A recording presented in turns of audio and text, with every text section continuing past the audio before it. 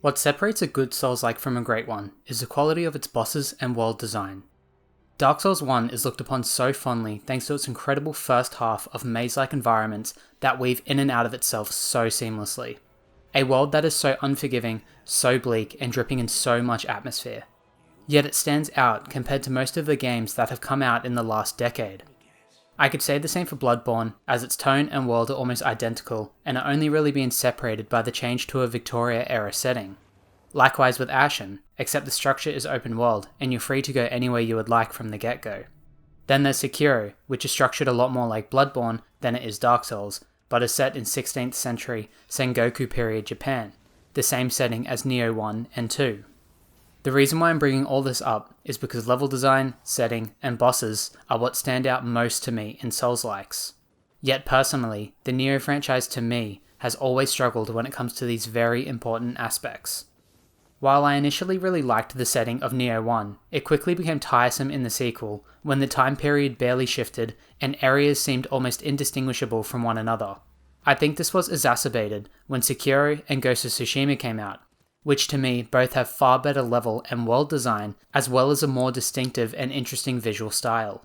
Hang in there for a little longer because I've almost made my point. So replaying Nioh 2 recently, I have made my 4th trip into feudal Japan and it just did not stand out compared to its contemporaries.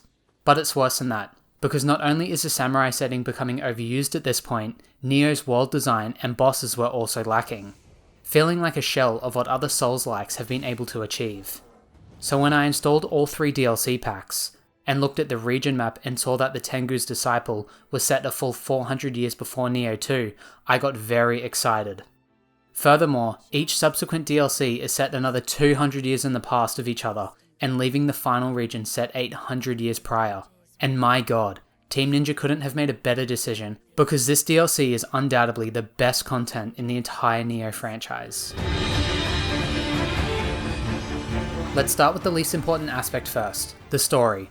While I just mentioned that the best decision was to set this DLC in a different time period, that doesn't change how the plot and characters are written. You're still a silent protagonist, going through different missions and doing favours for people you just met. But that's all okay. I've never played Nioh for its story, or any Souls-like for that matter. What is important is all the different areas this story takes you.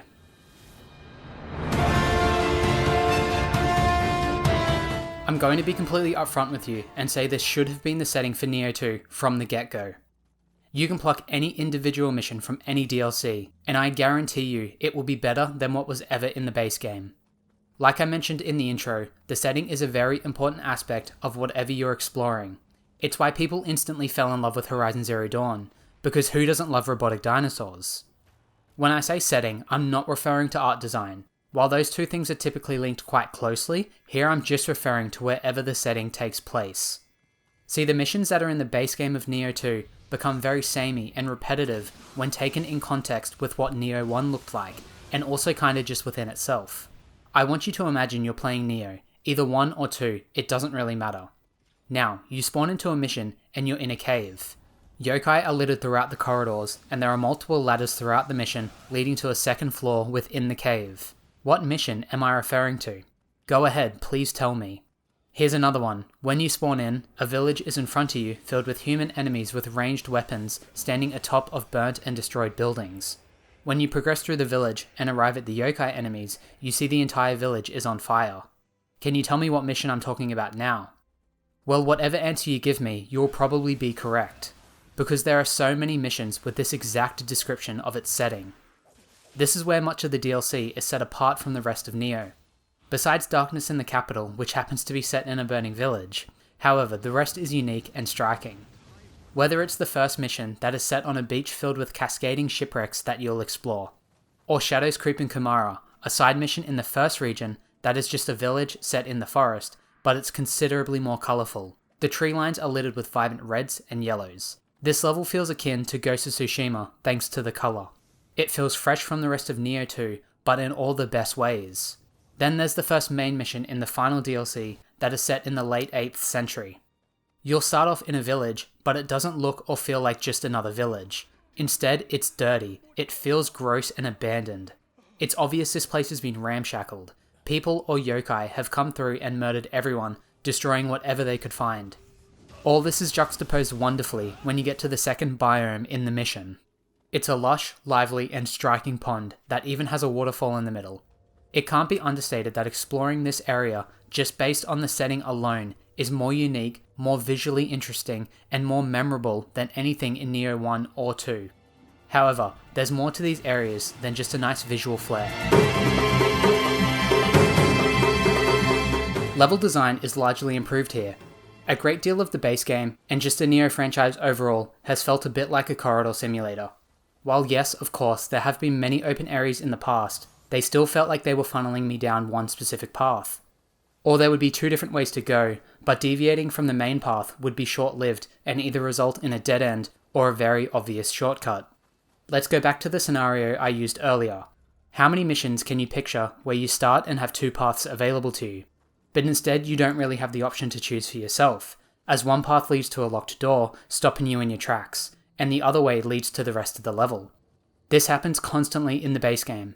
Almost every main mission has this exact same structure, and it just results in any future shortcuts not feeling exciting or interesting because of how obvious they are. While I'm writing this script, I'm contemplating if this was even a goal for the developer, if they even wanted intricate level design to be a part of the franchise, because I honestly don't think it was, after what they were able to achieve with the level design here. Let's address the first common problem, feeling like a corridor simulator. If we look back to the main mission with the pond, you'll see that this entire level is open and you feel free to explore wherever you want. The destroyed village in the early parts of the level is also open. There are huts on either side of you that you can explore and get on top of, adding some nice verticality to the design. In the midst of these huts is the pathway leading you from point A to point B, but it weaves in and out of itself so naturally that you don't feel like you're traversing a video game level. The pond towards the end is also like this. It's just a massive arena full of enemies to fight that leads to another open area aloft the waterfall. And there are many more areas like this across all three DLCs.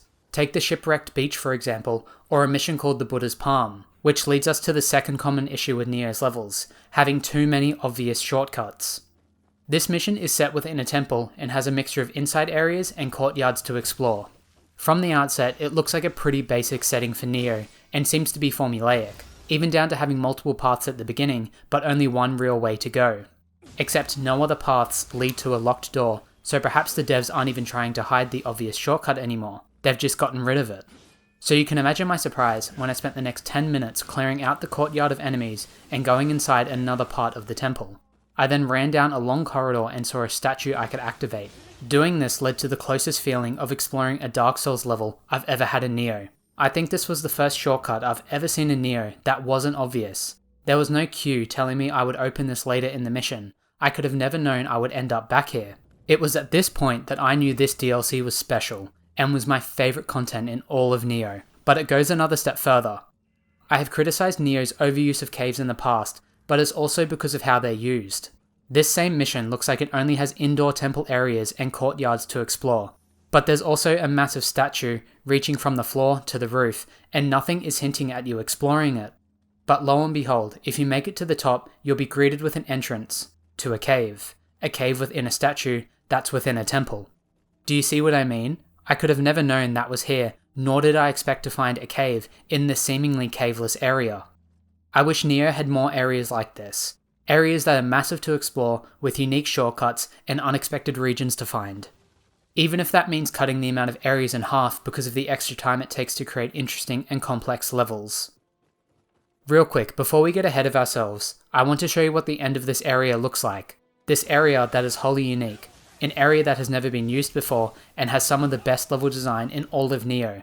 An area that is one of, if not my favourite levels in all of Nioh. I hope you're getting it, because I'm trying to say that what would be a better way to end this mission than by having a new, interesting, and great boss fight.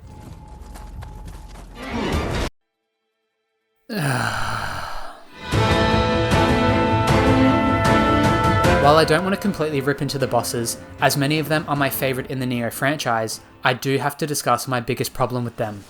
Imagine you're at dinner, and you're having a 3-course meal. The entree and main have been amazing, and since it's such a wonderful night, you've even had a glass of wine or two. Any minute now, you're expecting dessert to come in, and you're excited, because who doesn't love dessert? Just as you sense that dessert is right around the corner, the waiter comes along and smacks you right in the face with a pie. You're thinking to yourself that you suppose this is dessert, and perhaps the pie even tastes nice, but it's not what you wanted. Now, replace dessert with boss, and pie in the face with reuse. This is unfortunately how both of my favourite missions in the DLC work. Both have incredible settings that feel great to explore thanks to their labyrinth design.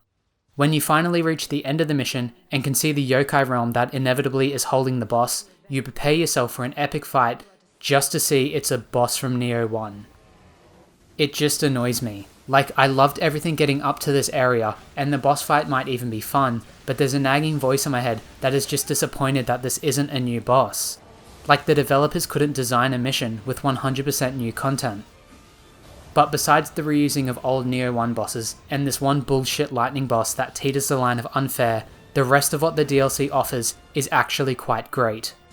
I enjoyed almost every boss here, and I can confidently say that this is the best lineup of bosses across the Nioh franchise. While most of the fights here are some kind of humanoid boss, I really don't mind at all, because those have always been my favourite. I find the monstrous enemies to have too many flailing attacks for my liking, and the duels never really suffer from that. And some of these fights are legitimately challenging. All too often in the base game, I would walk in and kill the boss in a single attempt.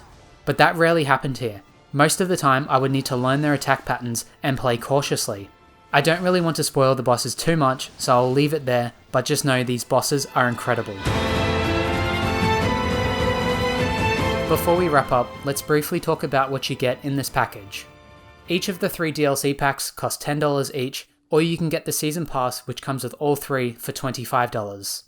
Alternatively, if you bought any complete edition, you get all DLC included. Each piece of DLC corresponds with a region on the map that, like I mentioned in the intro, is set 200 years apart from each other, and the first set 400 years prior to Nioh 1 and 2.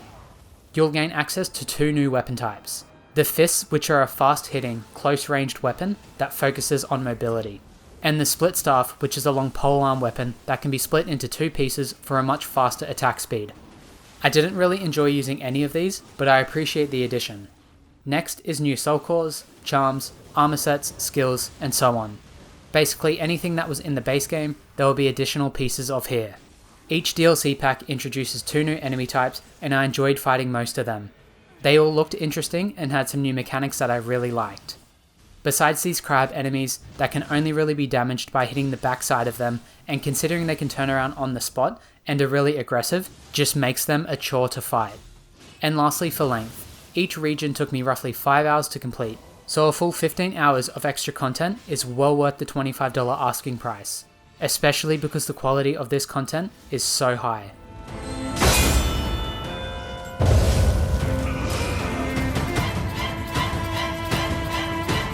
Back in January, Nioh director Fumikiko Yasada, I probably butchered that, said in an interview with The Gamer, quote, "Team Ninja would like to focus on working on new titles, so there really isn't a plan for Nioh 3 at this point," end quote. I just want to say that if this is the end of Nioh, at least for now, you guys ended it on the strongest possible note. I wholeheartedly believe this is the most terrific piece of Nioh content. The level design, the setting, and the bosses are all incredible and completely overshadow the rest of the franchise with their brilliance. If anyone has played Dark Souls 2 and then went on to play the DLC, you probably would have noticed a colossal leap in quality over the base game. And it's the same here. Very rarely is DLC good. Most of the time, it's not even worth playing, but this is one of the few exceptions. For anyone that has watched my previous video and disagreed with my opinion, I want to briefly say that I don't hate the structure of Nioh. I don't hate the mission design. I just felt that much of the base game was repetitive and felt rushed. So it's funny to me that this DLC feels like it got more development time and more love and attention than the base game. And because of that, this is the first piece of Nioh content that I can say I love as a whole, without any need for ifs and buts. Thanks for watching another review of mine. This wraps my coverage for Nioh 2 and all of its DLC. I hope that you enjoyed it, and if you did, maybe consider leaving me a like and subscribing.